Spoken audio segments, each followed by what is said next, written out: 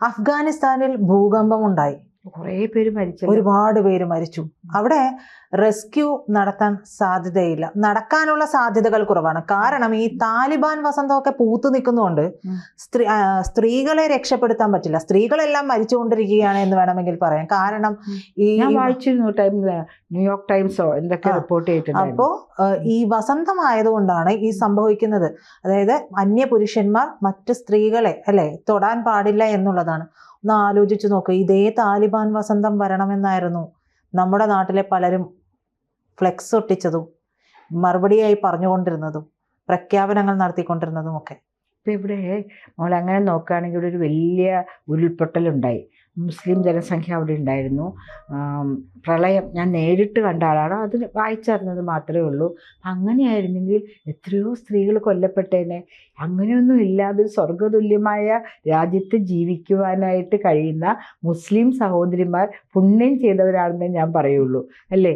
എൻ്റെ അമ്മുമ്മയൊക്കെ ചിലപ്പോൾ പറയുമോ, ഞങ്ങളുടെ പ്രത്യേക കാസ്റ്റിലായത് എന്ത് നന്നായി, അവിടെ സ്ത്രീകൾക്കാണ് മേൽക്കോയ്മ, നമ്മൾ ഭാഗ്യം ചെയ്ത ആൾക്കാരാണ് കേട്ടോ, പുണ്യവതികളാണ് കേട്ടോ എന്നൊക്കെ പറയുമായിരുന്നു. അപ്പോൾ ഇന്ത്യയിൽ ജീവിക്കുന്ന മുസ്ലിം വനിതകളെക്കുറിച്ചും എനിക്കും അതാണ് പറയാനുള്ളത്. ഇത്രയധികം പ്രശ്നങ്ങൾ ഉണ്ടായിട്ടും ആരുടെയും ജീവൻ ഈ വസന്തം കാരണം നഷ്ടപ്പെട്ടില്ല. ഇവർ പറയുന്നത് എന്താണെന്നറിയാമോ, അച്ഛൻ, ഭർത്താവ്, മകൻ, ഇവരാണ് ക്ലോസ് ബന്ധുക്കൾ. ഇവർക്ക് മാത്രമേ നമ്മൾ മരിക്കാൻ കിടന്നാൽ പോലും നമ്മളെ തൊടാനുള്ള അനുവാദമുള്ളൂ. ഇതിൻ്റെ അടിയിൽ നിന്നൊക്കെ വലിച്ചെടുക്കണ്ടേ, ഭൂകമ്പമല്ലേ? അങ്ങനെ ഒരു സ്ത്രീ കിടന്ന് ജീവന് വേണ്ടി പിടിയുന്നത് കണ്ടാൽ പോലും അന്യ പുരുഷന് അവരെ എടുക്കാൻ പറ്റില്ല. ഈ കൂട്ടത്തിൽ നിന്ന് എങ്ങനെയാണ് അച്ഛനെയും മകനെയും ഭർത്താവിനെയും കണ്ടുപിടിക്കാൻ പറ്റുക? അപ്പോൾ അത് സഹോദരനെ കണ്ടുപിടിക്കാൻ പറ്റും. ചിലപ്പോൾ അവരും മരണപ്പെട്ടിട്ടുണ്ടാവും. അവിടെ കിടന്ന് അലറി കരഞ്ഞ് മരിക്കുക. എന്തൊരു ശോചനീയമായ അവസ്ഥയല്ലേ? കെട്ടിടങ്ങളുടെ അടിയിലൊക്കെ പെട്ടുപോയിട്ട് ശ്വാസം കിട്ടാതെ പിടഞ്ഞു മരിക്കുക, ദിവസങ്ങളോളം ശ്വാസം കിട്ടാതെ നരകയാതന അനുഭവിച്ച് മരിക്കുക എന്ന് പറയുന്നത്. ഞാനിപ്പോൾ ആലോചിച്ചു പോയൊരു കാര്യം എന്ന് പറയുന്നത്, നമ്മൾ കുറച്ചു മുമ്പ് സംസാരിച്ച ഒരു വിഷയം, പലസ്തീൻ അനുകൂല പ്രകടനവുമായിട്ട് മാടായിപ്പാറയിൽ വന്നു. ഈ മാടായിപ്പാറയിൽ എത്തിയവർക്ക് മാം എന്തുകൊണ്ട് അഫ്ഗാനിസ്ഥാനിൽ ഇങ്ങനെയുള്ള ഒരു വിഷയമുണ്ട്, നിങ്ങൾ ഇത് മാറ്റിവെക്കണം, അവരെ രക്ഷിക്കണം എന്നുള്ള അനുകൂല മുദ്രാവാക്യം മുഴക്കിക്കൊണ്ട് പറ്റുന്നില്ല? ഞാനൊരു കാര്യം ആലോചിക്കട്ടെ, സ്ത്രീകൾ എന്തുകൊണ്ട് ഇങ്ങനത്തെ രക്ഷിക്കാൻ വരുന്നില്ല? സ്ത്രീകൾക്ക് രക്ഷിക്കാമല്ലോ, സ്ത്രീകൾക്കും മറ്റൊരു സ്ത്രീയെ തൊടാമല്ലോ. പക്ഷെ താലിബാൻ ഭരണത്തിന് കീഴിൽ സ്ത്രീകൾക്കും അങ്ങനെ ഒന്നും ചെയ്യാൻ പാടില്ല. അവിടെ വിദ്യാഭ്യാസമില്ല, മെഡിക്കൽ കോളേജുകൾ പഠിക്കാൻ പറ്റുകയില്ല. അപ്പം ഞാൻ ആലോചിക്കുകയാണ്, ഒരു ഗർഭിണി എങ്ങനെ പ്രസവിക്കും വൈദ്യസഹായമില്ലാണ്ട്? പ്രസവിക്കാൻ പറ്റിയില്ലെങ്കിൽ മരിക്കട്ടെ എന്നൊക്കെ വൈറ്റാറ്റുകളുടെ ഇതിലായിരിക്കും പ്രസവിക്കുന്നത്. പറ്റിയില്ലെങ്കിൽ മരിക്കട്ടെ, മരണത്തിൽ അവർ കീഴടങ്ങട്ടെ എന്നാണ്. ഞാൻ ജസ്റ്റ് ഇപ്പൊ ഒന്ന് സംസാരിച്ചു വന്നപ്പോൾ ആലോചിച്ചു പോയത് എന്തൊക്കെ തരത്തിലുള്ള അസുഖങ്ങൾ വരും. നമുക്ക് ബെയർ ചെസ്റ്റഡായിട്ട് കിടക്കേണ്ടി വരും, ഓപ്പൺ ഹാർട്ട് സർജറി, അല്ലെങ്കിൽ വൃക്ക സംബന്ധമായ അസുഖങ്ങൾ. ഡോക്ടർമാരായിട്ട് പുരുഷന്മാർ മാത്രമേ ഉള്ളെങ്കിൽ, നഴ്സസായിട്ട് പുരുഷന്മാർ മാത്രമേ ഉള്ളെങ്കിൽ, പുരുഷന്മാരുടെ അസുഖങ്ങൾ മാത്രമേ അവിടെ ട്രീറ്റ് ചെയ്യൂ. ഞാനിപ്പൊ പറഞ്ഞു വന്നപ്പോ ഇങ്ങനെ ആലോചിച്ച് ഒരുപാട് കാര്യം നമ്മുടെ മനസ്സിൽ കൂടെ കടന്നു പോകും. ശരിക്കും പറയുകയാണെങ്കിൽ സൗദി അറേബ്യ വളരെ സ്ട്രിക്റ്റ് ആയിട്ടൊരു കൺട്രി ആയിരുന്നു. എനിക്ക് ഇപ്പോഴും ഓർമ്മയുണ്ട്, എൻ്റെ ഒരു ഫ്രണ്ട് ഹസ്ബൻഡ് ഡോക്ടറായിരുന്നു. അവിടെ പുറത്തേക്ക് ഇറങ്ങണമെങ്കിൽ എന്താണ് ഈ ഫുൾ അടി മുതൽ മുടി ഇത് മറയ്ക്കുന്ന പർദ്ദ ഇടണം. അവർ പറയാ 10 നൈറ്റ് ഡ്രസ് കൊണ്ട് ജീവിച്ചു എന്ന്. വീട്ടിൻ്റെ ഉള്ളിൽ നൈറ്റ് ഡ്രസ്സ് പുറത്തിറങ്ങുമ്പോഴുണ്ട്, എൻ്റെ ഉള്ളിൽ എന്താണെങ്കിലും ഒരു കുഴപ്പമില്ല. വളരെ രസകരമായിട്ട് പറയും. ഒരു ദിവസം കൊച്ചു കുട്ടികളായിരുന്നു, മകൻ പുറത്തേക്ക് ഓടി, ബാൽക്കണിയാണല്ലോ, ഇവർ ഈ നൈറ്റ് ഡ്രസ്സിൽ പുറത്തേക്ക് ഓടി. പെട്ടെന്നാണ് അവർ അവെയറായത്. ഇങ്ങനെ അയ്യോ എൻ്റെ മകനെ രക്ഷിക്കാനാണ് സോറി എന്ന് പറഞ്ഞ് മകനെ അവിടെ ഇട്ടിട്ട് അവർ തിരിച്ചു ഓടി ഉള്ളിലേക്ക് കയറി. ഒന്ന് ആലോചിച്ച് നോക്കൂ, ഏതൊരു അമ്മയുടെയും നാച്ചുറൽ ഇൻസ്റ്റിങ്ക്റ്റ് ആണ് കുഞ്ഞിന് ഇത് പുറകെ. അവർ പർദ്ദ ഇട്ടിട്ടുണ്ടോ, എന്താണ് വിഷനായിട്ട് അല്ല, പുറത്തേക്ക് ഓടിയപ്പോഴാണ് അവർ റിയലൈസ് ചെയ്യുന്നത്. പിന്നെ കരഞ്ഞുകൊണ്ട് അവർ തിരിച്ചു ഓടിപ്പോയി, അല്ലെങ്കിൽ എന്താണ് അവിടെ നടക്കാന്നറിയില്ല. അവർ പോലും ഇപ്പോൾ അതിൽ നിന്നെല്ലാം മാറിയിരിക്കുന്നു. അവിടെ എല്ലാം നമുക്ക് അനുയോജ്യമായ ഡീസൻ്റ് ആയിട്ടുള്ള വസ്ത്രങ്ങൾ ധരിച്ചുകൊണ്ട് പുറത്തിറങ്ങാൻ പറ്റുന്നൊരു സാഹചര്യമാണ് സൗദി അറേബ്യയിൽ ഇന്ന് നിലനിൽക്കുന്നത്. അങ്ങനെ ഇരിക്കുമ്പോൾ ഈ അഫ്ഗാനിസ്ഥാനിൽ നടക്കുന്നത് നമുക്ക് ചിന്തിക്കാൻ പോലും പറ്റാത്ത കാര്യമാണ്. കാർ ഓടിച്ചു പോയി എന്നുള്ള കുറ്റത്തിന് വെടിവെച്ച് കൊല്ലുന്നു. എന്തൊരു താലിബാൻ! 9 വയസ്സുള്ള കുട്ടികളെയൊക്കെ കല്യാണം കഴിക്കുകയാണ്. 9 വയസ്സ് മതി പ്രായം. 9 വയസ്സിൽ കുട്ടി പ്രായമാണ്. എൻ്റെ മകൾക്ക് 8 വയസ്സാണ്. ഞാൻ ഈ വാർത്തകളൊക്കെ വരുമ്പോൾ ഞാൻ ആലോചിക്കും, ദൈവമേ ഇതെന്തൊരു ലോകമാണ്. അപ്പൊ പണ്ട് ഈ നമ്മുടെ രാജ്യത്തിന്റെ മഹത്വം എന്താണെന്ന് മനസ്സിലാക്കാത്തവരാണ് സത്യത്തിൽ നമ്മുടെ നാട്ടിൽ നിന്നുകൊണ്ട് മറ്റു പലർക്കും വേണ്ടി മുദ്രാവാക്യം വിളിക്കുന്നത് എന്നുള്ളത്. നമ്മളിതൊക്കെ ടോളറേറ്റ് ചെയ്യുന്നുണ്ടാ. വേറെ ഒരു രാജ്യത്തും ഇത് നടക്കില്ല. ആ രാജ്യത്ത് നിന്നുകൊണ്ട് മറ്റൊരു രാജ്യത്തിന് വേണ്ടി സിന്ദാബാദ് വിളിക്കുകയും അവർക്ക് രക്ഷ വേണമെന്ന് പറയുകയൊക്കെ ചെയ്യുന്നത് നമ്മളുടെ രാജ്യത്തുള്ള ലിബറലിസം കൊണ്ടാണ്.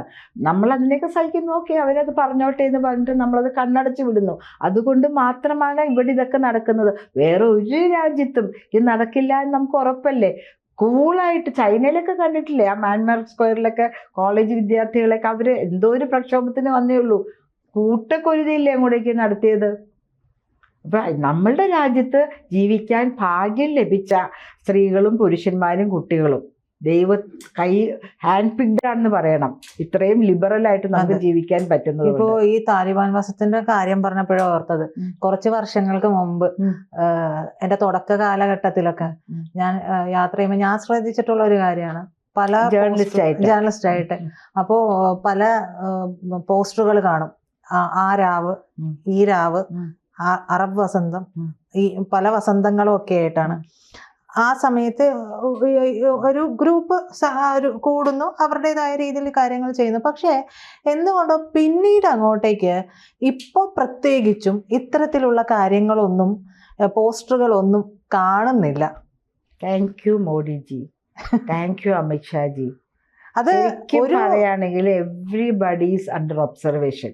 അല്ലെങ്കിൽ എന്നേക്കെന്നെ നമ്മൾ അറബിക്കടലിൽ പോകേണ്ടതാണ്. കേരളം എന്ന പരശുരാമൻ മഴുവെറിഞ്ഞ് നേടിയ ഒരു പാവയ്ക്ക പോലെ ഒരു തുണ്ടി കിടക്കുന്ന ഒരു സ്ഥലത്ത് എന്താണ് കടലും അറബിക്കടലും മറ്റു സ്ഥലത്ത് പർവ്വതവുമായിട്ട് കിടക്കുന്ന ഈ കുഞ്ഞു സ്ഥലം എന്നേ പോകേണ്ടതാണ്.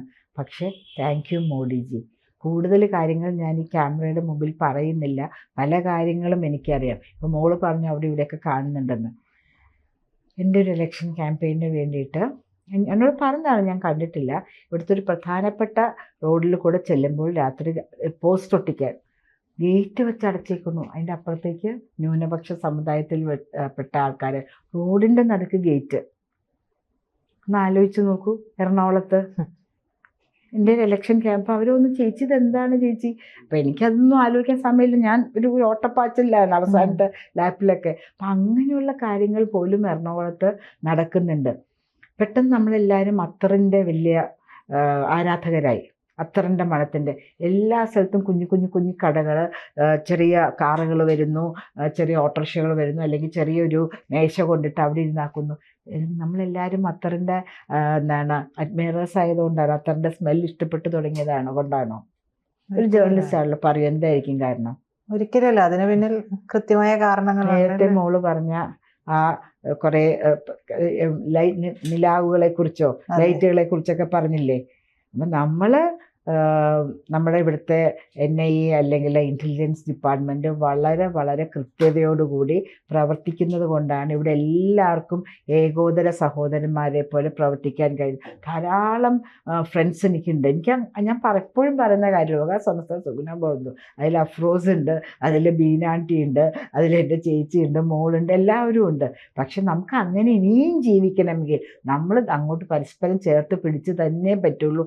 ഇങ്ങനെ നമ്മളെ ആക്രമിക്കാൻ വരുന്ന നമ്മളുടെ ഒരു നല്ലൊരു ജീവിതത്തിന്, സമാധാനപരമായ സോഷ്യൽ ലൈഫിന്, ജീവിതത്തിന് ഇടങ്കോലിടാൻ വരുന്ന ഇങ്ങനെയുള്ള ആക്രമണ ശക്തികളെ ഒരുമിച്ച് നിന്ന് മാറ്റി നിർത്തിയേ പറ്റുള്ളൂ. അല്ലെങ്കിൽ ഒരു ദുരന്തത്തിലേക്കാണ് കേരളം പോകുന്നത്.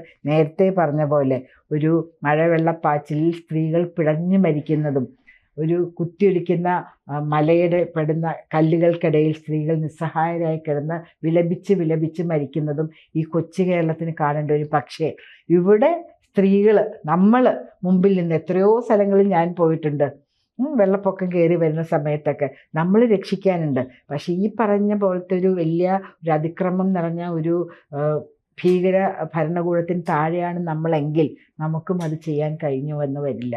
അപ്പോൾ പ്രിയപ്പെട്ട സഹോദരന്മാരെ, നമുക്ക് നമ്മളുടെ ആ സാഹോദര്യം ചേർത്ത് പിടിച്ച് നമ്മൾ സമഭാവനയോടെ നമ്മൾക്ക് ദൈവം തന്നിരിക്കുന്ന മതത്തിൽ വിശ്വസിച്ച് ഒരുമിച്ച് മുന്നേറാം. അഫ്ഗാനിസ്ഥാനിലുണ്ടായ സ്ത്രീകൾക്കുണ്ടായ പോലെ ഒരു ദുരന്തം നമ്മളുടെ ജീവിതത്തിലേക്ക് കടന്നു വരില്ലേ എന്ന് പ്രാർത്ഥിക്കാം, അല്ലേ? അതെ. കൂടുതൽ വാർത്തകളും വിശേഷങ്ങളും നിങ്ങളിലേക്ക് എത്താൻ ABC മലയാളം സബ്സ്ക്രൈബ് ചെയ്യുക, ബെൽബട്ടനും അമർത്തുക.